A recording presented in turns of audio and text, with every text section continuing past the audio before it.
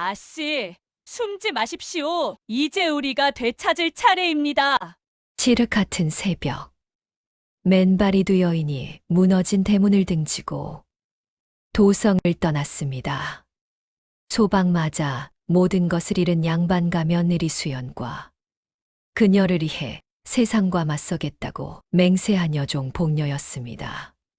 가진 것이라곤 식은 주먹밥 하나와 서로의 손뿐이었지만 그들의 눈빛에는 꺼지지 않는 불씨가 타오르고 있었습니다. 천대와 굶주림, 모욕을 딛고 장터를 뒤흔들고 운명을 뒤집을 두 여인의 반격이 이제 막 시작되고 있었습니다. 은빛 야담 설화를 찾아주셔서 감사합니다. 어느 곳에서 듣고 계신지 댓글로 알려주시면 그곳으로 행복한 기운을 보내드리겠습니다. 구독과 좋아요 꾹 눌러주세요. 다음 영상을 만드는데 큰 힘이 됩니다. 그럼 오늘 이야기 시작하겠습니다. 7월의 태양은 대지를 집어삼킬 듯 이글거렸습니다. 매미 소리가 악을 쓰며 울려 퍼지는 한낮의 정적을 깨고 한양의 이름난 권세가 정시댁 사랑채에서는 서리빨보다 차가운 목소리가 터져 나왔습니다.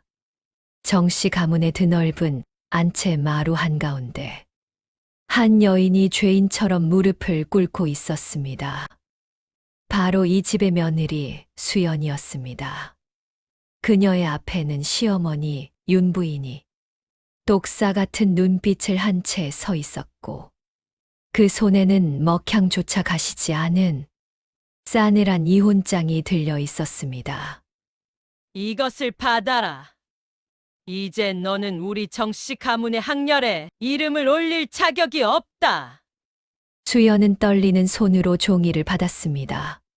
3년이라는 세월이었습니다. 매일 새벽같이 일어나 시부모의 문안을 살피고 손끝이 갈라지도록 바느질하며 정성을 다했던 시간이 단 한 장의 종이에 부정당했습니다. 죄목은 칠거지악 중무자, 즉 대를 잊지 못했다는 것이었습니다. 시어머니의 매서운 힐난보다 수연의 가슴을 더 깊게 벤 것은 곁에 서 있던 남편 정민호의 태도였습니다. 그는 아내의 처절한 시선을 외면한 채 가 피어난 복숭아꽃처럼 요염한 기생 출신의 첩을 들이는 상상에만 빠져 있었습니다. 수연의 눈물 어린 호소에도 민호는 귀찮다는 듯 헛기침을 하며 먼 산만 바라볼 뿐이었습니다. 나가라. 가문의 법도를 어지럽히지 말고 당장 이 집 문턱을 넘어 돌아오지 말거라. 정부인의 고함이 떨어지기 무섭게 덩치 큰 하인들이 달려들었습니다. 그들은 수연의 팔을 거칠게 붙잡아 끌어냈습니다. 친정에서 귀하게 가져온 자개암과 비단 옷가지들은 순식간에 시누이들의 손에 약탈당했고 수연은 입고 있던 소복 차림 그대로 대문 밖 길바닥으로 내던져졌습니다. 비단신마저 벗겨진 맨발이 뜨겁게 달궈진 흙바닥에 닿자 타는 듯한 통증이 밀려왔지만 수연은 소리내어 울지 않았습니다. 그것이 마지막 자존심이었습니다. 바로 그때 대문 안에서 비명 같은 외침과 함께 한 여인이 달려 나왔습니다. 아씨, 수연 아씨. 수연의 친정에서부터 그림자처럼 따랐던 충직한 여종, 복녀였습니다. 복녀는 정씨 댁 하인들의 발길질을 온몸으로 막아내며 수연에게 달려와 넙죽 엎드렸습니다. 그리고는 망설임 없이 자신의 해진 신을 벗어 수연의 흙먼지 묻은 발에 정성껏 신겨 주었습니다. 아씨, 소인이 여기 있습니다. 이까지 신발 없어도 소인은 천리길을 달릴 수 있으니 제발 기운을 차리셔요. 정부인이 대문간까지 나와 표독스럽게 침을 뱉었습니다. 종년 하나가 제 앞다림도 못하면서 누굴 모시겠다는 게냐. 하지만 복녀는 눈 하나 깜빡이지 않았습니다. 오히려 수연의 가녀린 어깨를 바위처럼 든든하게 받쳐 일으켰습니다. 복녀의 손마디는 밭일과 허드렛 일로 거칠대로 거칠어져 있었으나 수연에게는 그 어떤 비단보다 따스하고 포근하게 느껴졌습니다. 두 여인은 그렇게 정씨 가문의 육중한 소슬 때문을 나섰습니다. 수연은 단 한 번도 뒤를 돌아보지 않았습니다. 미련이 남기엔 그곳은 너무도 차가운 얼음 궁전이었기 때문입니다. 한양 도성 안은 벌써 고약한 소문으로 들끓었습니다. 명문가 정시댁 도령이 본처를 내쫓고 기생을 안방마님으로 앉혔다는 이야기는 술꾼들의 안주거리로 전락했습니다. 사람들은 혀를 차면서도 정작 맨발로 쫓겨난 여인이 이 험한 세상 어디에서 객사할지는 안중에도 없었습니다. 해저무는 한양 외곽, 두 여인이 당도한 곳은 숲속 깊은 곳에 버려진 폐가였습니다. 지붕은 반쯤 사가 내려앉았고 흙벽에는 구멍이 숭숭 뚫려 산짐승의 울음소리가 그대로 파고드는 비참한 몰골이었습니다. 아씨, 오늘은 여기서 여장을 풀고 기운을 보존하셔야 합니다. 제가 잠자리를 보살피겠습니다. 복녀는 지칠 줄 모르는 기색으로 밖으로 나가 마른 나뭇가지를 한 아름 안고 돌아왔습니다. 능숙한 솜씨로 불을 지피자 어두컴컴했던 폐가의 은은한 온기가 돌기 시작했습니다. 그리고 복녀는 품 안 깊숙한 곳에서 소중하게 간직해온 주먹밥 하나를 꺼냈습니다. 정시댁을 나오기 직전 솥바닥에 남은 밥을 뭉쳐 몰래 숨겨온 것이었습니다. 아씨, 이것이라도 조금 드셔야 합니다. 그래야 내일 길을 나설 힘이 생기십니다. 수연은 가슴이 미어지는 듯한 고통에 고개를 저었습니다. 아니다, 복녀야. 너야말로 나를 부축하느라 온 힘을 다 쓰지 않았느냐. 내가 먹어야 한다. 저는 돌덩이도 씹어 삼키는 장사입니다. 아씨께서 안 드시면 저도 한 입 되지 않겠습니다. 결국 두 여인은 투박한 주먹밥 하나를 조금씩 떼어 서로의 입에 넣어 주었습니다. 쌀알은 차갑게 식어 있었으나 그 속에 담긴 진심은 그 어떤 산해진 미보다 깊은 맛을 냈습니다.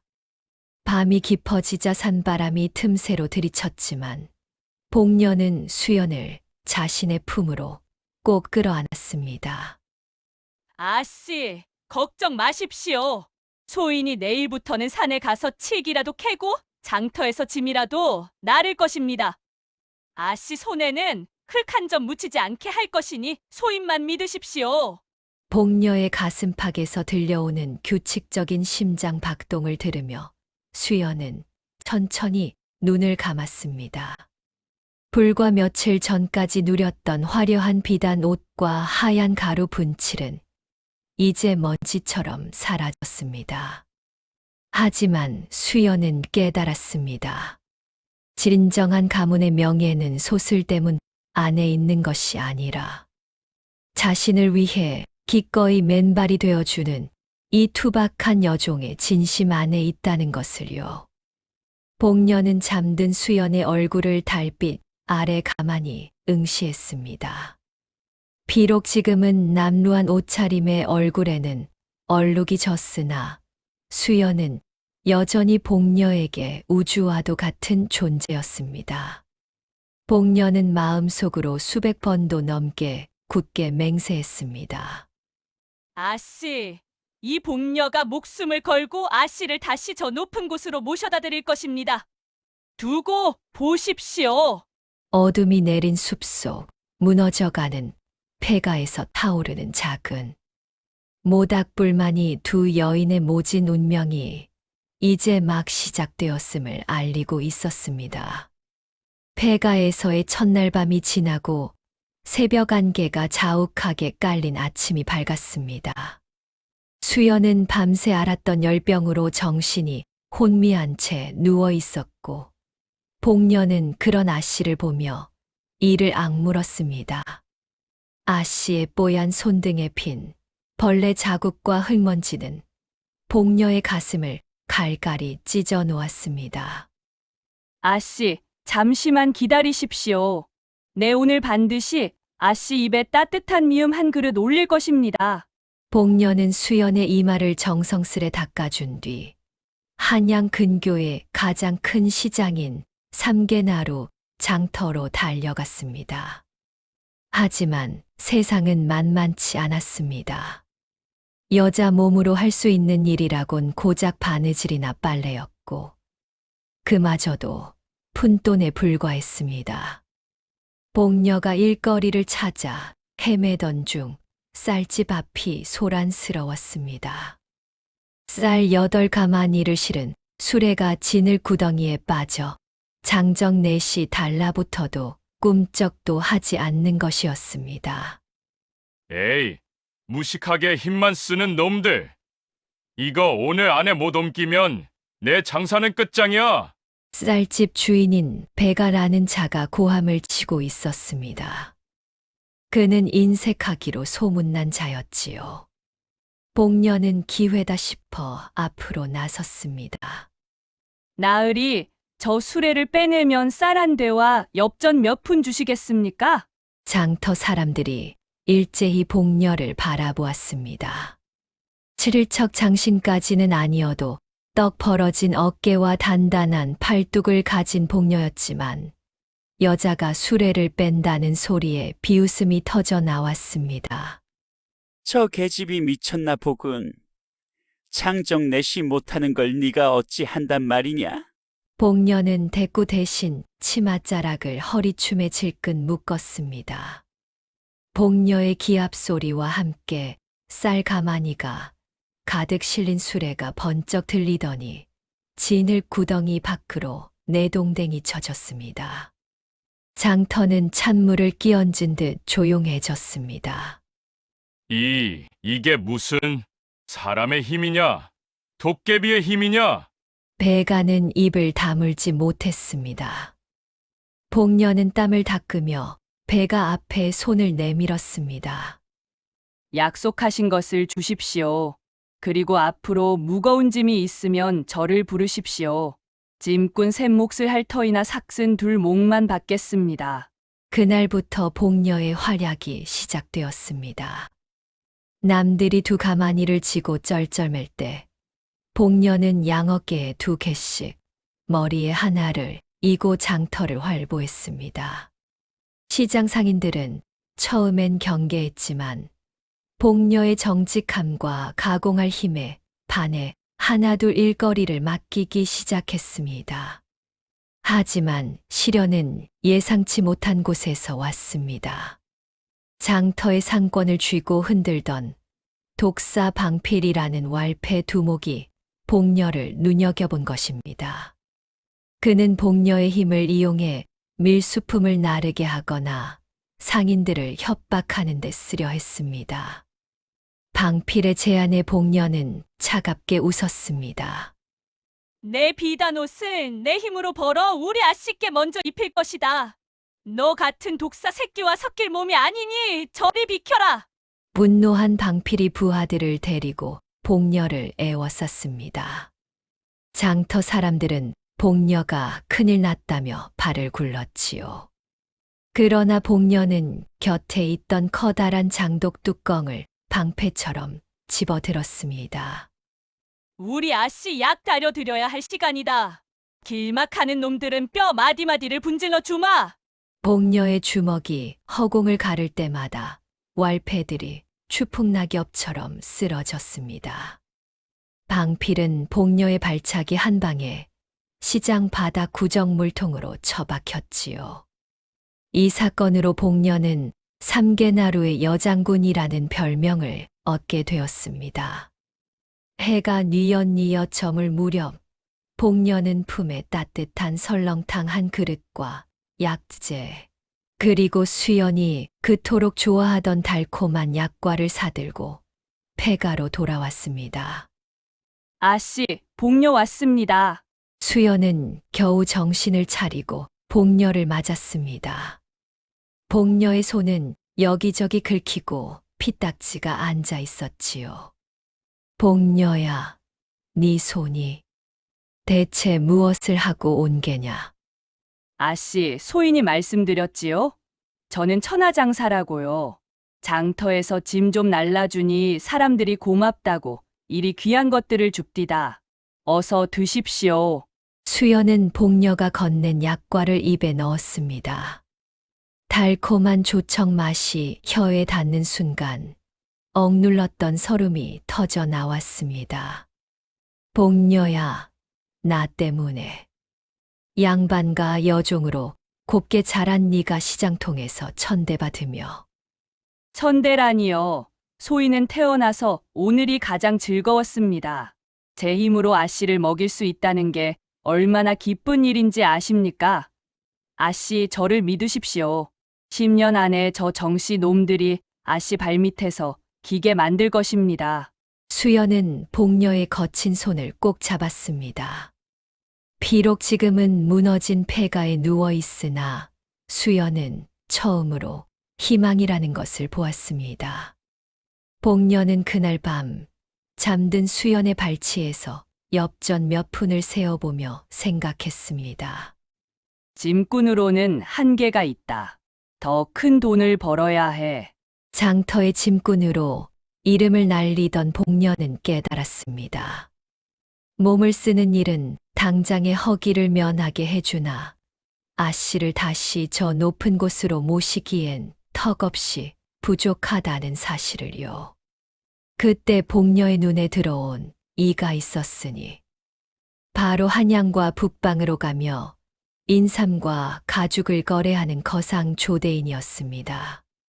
조대인은 짐꾼 10명 몫을 해내는 복녀를 눈여겨보았고 그녀에게 파격적인 제안을 했습니다.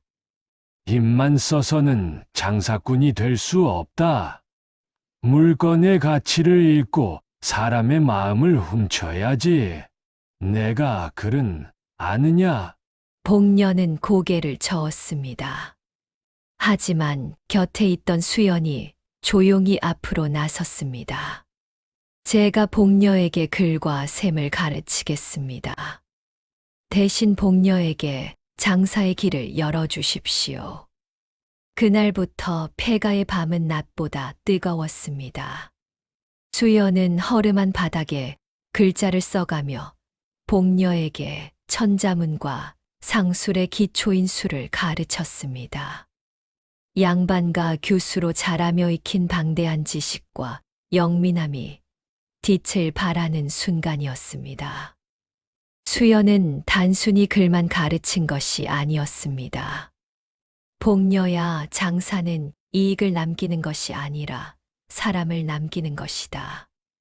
사람들은 명분과 신의를 목숨보다 귀하게 여기니 거래할 때 그들의 가문을 먼저 칭송하거라.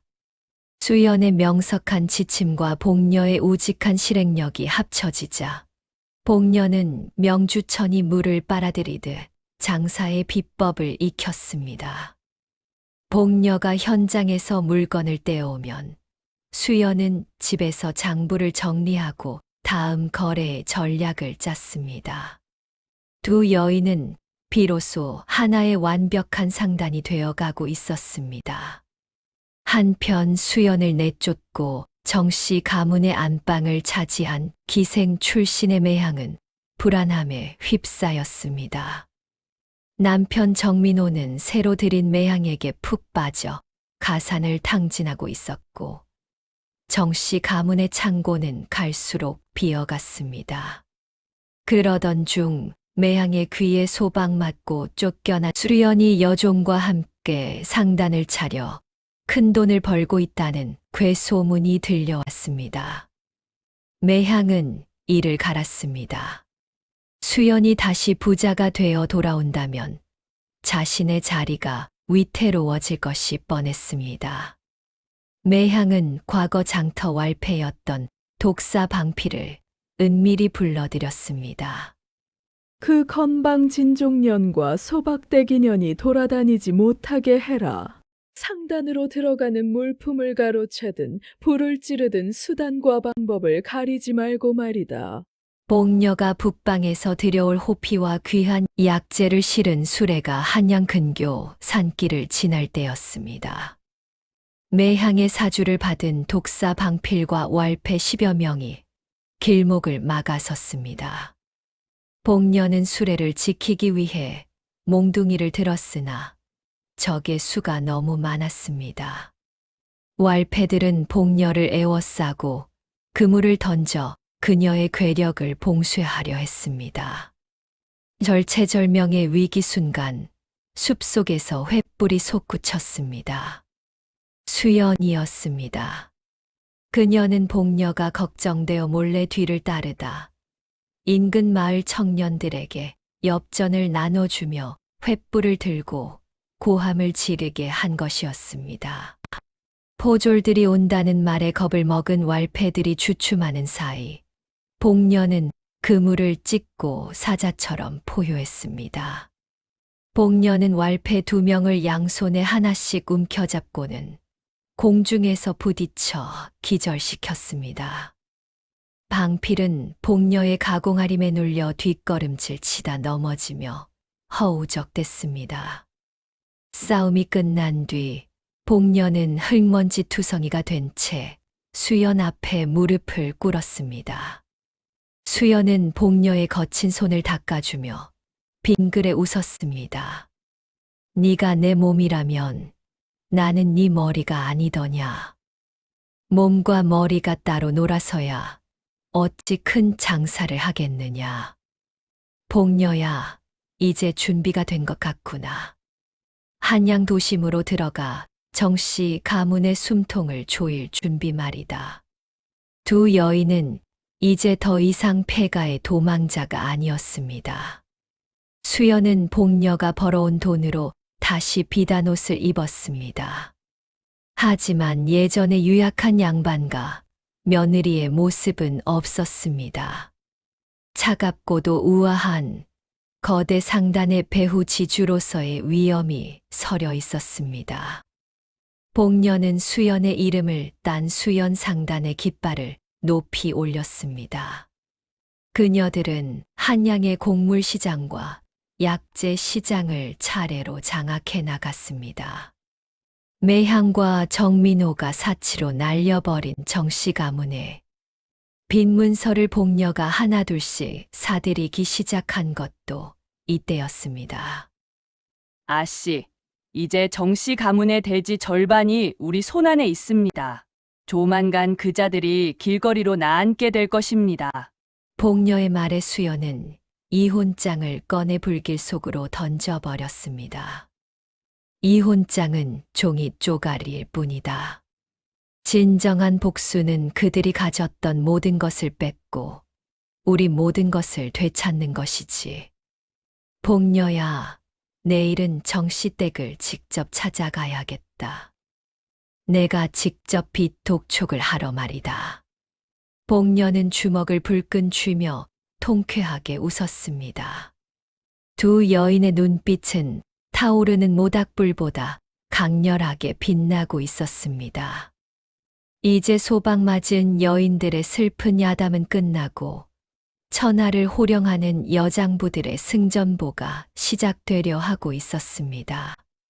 한양 도성에 찬바람이 일기 시작한 늦가을. 정씨 가문의 거대한 소슬대문 앞이 구경꾼들로 인산인해를 이루었습니다. 한때 한양에서 제일 가는 권세를 자랑하던 정씨 댁이었으나 지금은 달라졌습니다. 이게 웬 변고인가. 정씨 도령이 기생첩한테 홀려 가산을 탕진하더니 결국 집까지 넘어갔다네. 그 집을 산 주인이 누구라던가. 평양 거상보다 돈이 많다는 수연 상단의 행수라지. 사람들이 수군거리는 사이 저 멀리서 화려한 가마 한 채와 그 뒤를 따르는 수십 명의 상단 하인이 모습을 드러냈습니다. 그리고 가마 옆을 지키는 이는 위풍당당한 기계를 뿜어내는 천하장사 복녀였습니다. 가마가 정시댁 대문 앞에 멈춰 섰습니다. 안에서는 겁에 질린 정민호와 매향, 그리고 늙은 윤부인이 벌벌 떨며 밖을 내다보고 있었지요. 정민호가 초라해진 도포 자락을 휘날리며 대문 밖으로 고개를 내밀었습니다. 그 옆에는 한때 기세등등하던 매향이 안색이 파리해진 채 서 있었지요. 그때 가마 곁에 서 있던 복녀가 콧방귀를 뀌며 앞으로 나섰습니다. 그리고는 대문에 거대한 빗장을 한 손으로 움켜쥐었습니다. 비켜라! 이 문은 이제 우리 아씨가 들어갈 문이다! 복녀가 힘을 주자 육중한 나무 대문이 경첩제 뽑혀 나가며 마당 바닥으로 처박혔습니다. 흙먼지가 자욱하게 일어났고 정민호와 매향은 비명을 지르며 나동그라졌습니다. 구경하던 사람들은 환호성을 질렀지요. 먼지가 걷히고 가마의 문이 열렸습니다. 눈부신 비단 옷에 은가락지를 낀 수연이 천천히 걸어 나왔습니다. 8년 전 맨발로 쫓겨나던 그 처량한 여인의 모습은 온데간데 없었습니다. 수연의 눈빛은 북방의 찬서리보다 매서웠고 걸음걸이는 호랑이처럼 당당했습니다. 오랜만이군요, 어머님. 그리고 서방님. 수연의 나직한 목소리에 마당에 주저앉아 있던 윤부인이 사들사들 떨었습니다. 내가 어찌 이런 행색으로, 아니, 어찌 이런 큰 부자가 되어 나타났느냐? 어머님께서 제게 그러셨지요. 저주받은 연인이 산천을 떠돌다 죽으라고. 하지만 보십시오. 제가 죽지 않고 돌아와 이 집의 진짜 주인이 되었습니다. 수연은 품 안에서 두툼한 종이 뭉치를 꺼내 정민호의 얼굴 앞에 던졌습니다. 그것은 정민호가 도박과 유흥비로 탕진하며 매향의 꼬드김에 넘어가 작성한 문서들이었습니다. 이 집, 그리고 당신들이 입고 있는 그 비단옷 한 점까지 모두 내 돈으로 산 것입니다. 당장 내 집에서 나가십시오. 옆에서 지켜보던 매향이 수연의 옷소매를 붙잡으며 바닥에 머리를 조아렸습니다. 아이고, 형님, 제가 죽을 죄를 지었습니다. 다 이 선비님이 저를 꼬드겨서 그런 것이니 저만이라도 이 집 행랑채에서 머물게 해 주십시오. 수연이 대답하기도 전에 복녀가 매향이 덜미를 짐짝 들듯 잡아 올렸습니다. 어디서 그 더러운 입으로 우리 아씨를 형님이라 불러? 내년이 독사 방피를 시켜 우리 물건을 빼돌리려 한 걸 모를 줄 알았느냐? 복녀는 매향을 마당 구석의 구정물통 옆으로 내동댕이 쳤습니다. 그리고 비굴하게 수연의 발치를 기어 다니는 정민호를 향해 차가운 시선을 던졌습니다. 수연은 복녀가 신겨주었던 낡은 헝겊신을 꺼내 정민호 앞에 던졌습니다. 8년 전 복녀가 제게 신겨주었던 신발입니다. 이제는 당신이 이 신을 신고 나가십시오. 맨발로 쫓겨나는 고통이 어떤 것인지, 사람 대접 못 받는 삶이 어떤 것인지 똑똑히 배우시길 바랍니다. 정민호와 매향, 그리고 정부인은 하인들에 의해 문 밖으로 끌려나갔습니다. 사람들은 그들에게 소금을 뿌리고 바가지를 던지며 야유를 보냈지요. 텅 빈 마당에 수연과 복녀 단둘이 남았습니다. 복녀는 품 안에서 8년 전 그날처럼 달콤한 약과 한 알을 꺼내 수연에게 건넸습니다. 아씨, 이제 다 끝났습니다. 이제 다시는 누구도 아씨를 무시하지 못할 것입니다. 수연은 약과를 한 입 빼어 물었습니다. 그 맛은 폐가에서 먹던 것보다 훨씬 달콤했고 정씨 가문의 그 어떤 산해진 미보다 깊은 맛이 났습니다. 수연은 복녀의 거칠고 단단한 손을 꼭 잡았습니다. 복녀야, 내가 없었더라면 나는 벌써 길가에 핀 이름 없는 풀꽃처럼 시들어 사라졌을 게다. 고맙다, 내 소중한 사람아. 무슨 말씀을요, 아씨. 이제부터 시작입니다. 이 집을 한양에서 가장 크고 따뜻한 곳으로 만들 겁니다. 배고픈 이들이 언제든 들어와 밥 한 끼 먹고 갈 수 있는 그런 집 말입니다. 그날 오후 정씨 가문의 이름이 적혀 있던 현판이 내려가고 그 자리에 새로운 현판이 걸렸습니다. 복녀는 마당 한복판에서 춤을 추듯 커다란 깃발을 흔들었고 수연은 그 모습을 보며 환하게 웃었습니다. 가장 낮은 곳에서 시작해 가장 높은 곳을 되찾은 두 여인의 반격은 그렇게 한양 도성의 전설이 되어 길이길이 전해졌습니다. 소방맞은 여인은 이제 세상을 품는 거상이 되었고 천하장사 여종은 그 거상을 지키는 든든한 성벽이 되었습니다. 정씨 가문의 소슬대문을 부수고 화려하게 입성한 지 어느덧 3년의 세월이 흘렀습니다. 수연과 복녀가 되찾은 그 집은 이제 정씨 댁이 아니라 한양에서 가장 정이 넘치고 활기가 가득한 수연각이라 불리게 되었습니다. 수연은 한양 최대의 상단을 이끄는 행수로 복녀는 그 상단의 호위 대장이자 안살림을 책임지는 총관으로 위명을 떨치고 있었지요. 수연각에는 한 가지 기이한 가풍이 생겼습니다. 대문 앞에 커다란 가마솥을 두고 길을 지나는 나그네나 굶주린 백성이라면 누구든 배를 채우고 가게 한 것이지요. 복녀야, 오늘 가마솥에 고기가 너무 적은 것 아니냐? 수연의 타박에 복녀가 커다란 국자를 휘저으며 껄껄 웃었습니다. 아씨도 참, 오늘 아침에 거지 50명이 다녀갔는데 고기가 남아나겠습니까? 소인이 방금 시장에 가서 돼지 3마리를 통째로 사왔으니 걱정 마십시오. 복녀는 이제 비단 옷을 입었지만 여전히 치맛자락을 허리춤에 질끈 묶고 장작을 쪼개는 모습이 예사였습니다. 수연은 그런 복녀를 보며 빙그레 웃었습니다.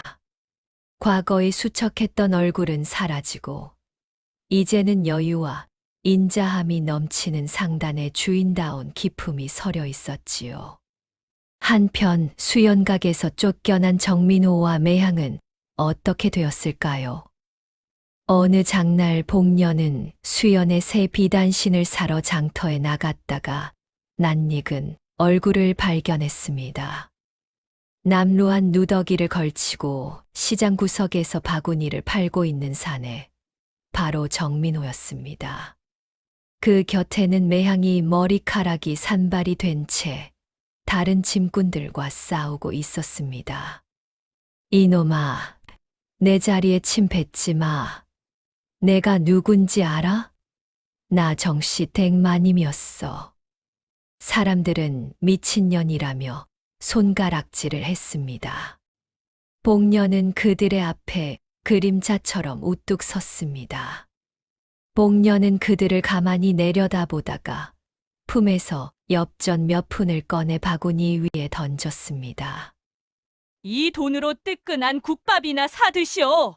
우리 아씨는 당신들을 벌써 잊었지만 나는 당신들이 배고파 죽었다는 소리가 들리면 아씨 마음이 아플까봐 주는 거니까. 다시는 양반임네 모네하며 사람 차별하지 말고 사시오. 복녀가 돌아서자 정민호는 엽전을 움켜쥐고 눈물을 흘렸습니다. 자신이 소방 마친 아내가 얼마나 큰 그릇이었는지, 그리고 자신이 무시했던 종이 얼마나 큰 대인이었는지 비로소 뼈저리게 느낀 순간이었지요. 수연의 요즘 가장 큰 고민은 복녀의 신랑감을 찾는 일이었습니다.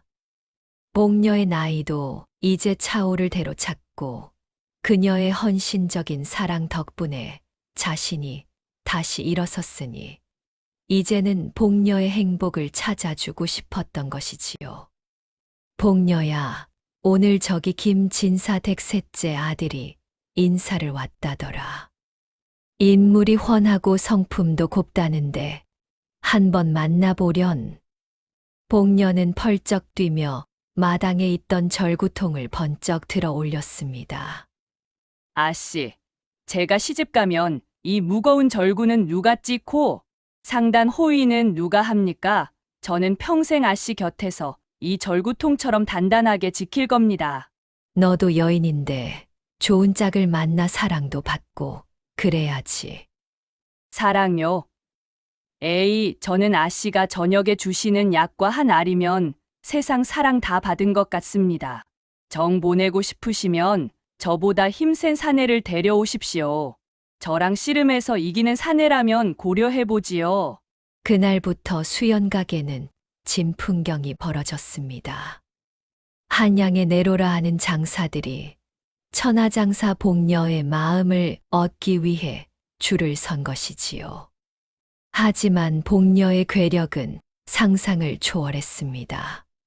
첫 번째 후보, 남산의 호랑이라 불리는 장사가 덤벼들었으나 복녀의 손짓 한 번에 담장을 넘어 앞마당으로 날아갔습니다.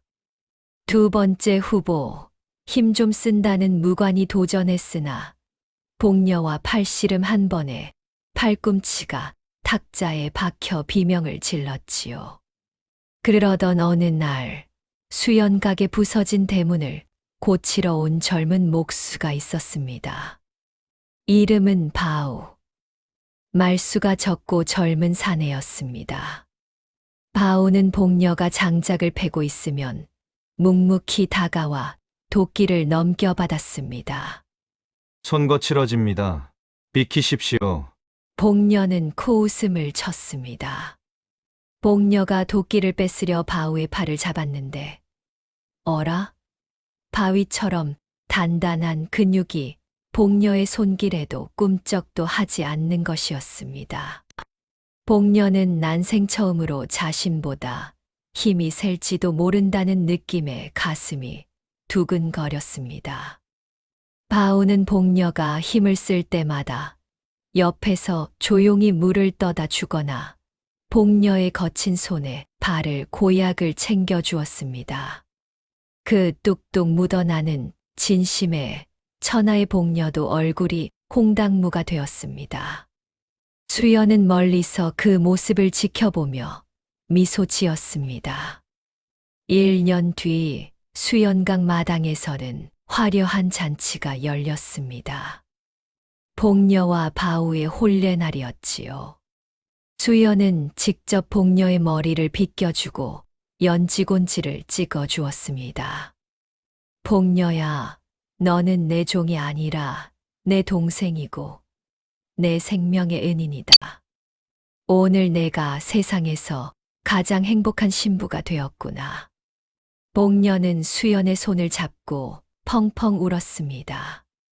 아씨, 저 시집가도 아씨 곁 안 떠납니다. 바우랑 같이 아씨 평생 지켜드릴 거예요. 혼례가 끝나고 달이 높이 뜬 밤, 수연과 복녀는 예전 그 폐가에서 나누어 먹던 것처럼 약과를 나누어 먹었습니다. 아씨, 그때 기억나십니까? 쫓겨나던 날 제가 신겨드린 집신요. 어찌 있겠느냐. 그 신발 덕분에 내가 다시 걸을 수 있었다. 집신 대신 꽃신만 신게해드린다고 약속했지요. 저 약속 지켰습니다. 복녀의 말에 수연은 고개를 끄덕였습니다. 두 여인은 서로를 의지하며 모진 풍파를 견뎠고 이제는 서로의 행복을 빌어주는 가장 소중한 인연이 되었습니다. 수연각의 밤은 깊어갔지만 그곳에서 새어나오는 웃음소리와 약과의 달콤한 향기는 담장을 넘어온 한양 도성에 퍼져나갔습니다. 사람들은 그 향기를 맡으며 말했습니다. 진정한 복은 돈이나 명예에서 오는 게 아니라 곁에 있는 단 한 사람의 진심에서 오는 것이라고. 수연과 복녀, 두 여인이 써내려간 이야기는 그렇게 따뜻한 봄바람을 타고 대대손손 전설이 되어 흘러갔답니다. 은빛님들, 오늘 이야기는 어떠셨나요? 맨발로 쫓겨난 한 여인과 그 곁을 끝까지 지킨 단 한 사람의 우정이 끝내 운명을 뒤집는 기적이 되었습니다. 가진 것 없어도 서로의 손을 놓지 않았기에 두 사람은 가장 낮은 자리에서 가장 높은 곳까지 걸어갈 수 있었습니다.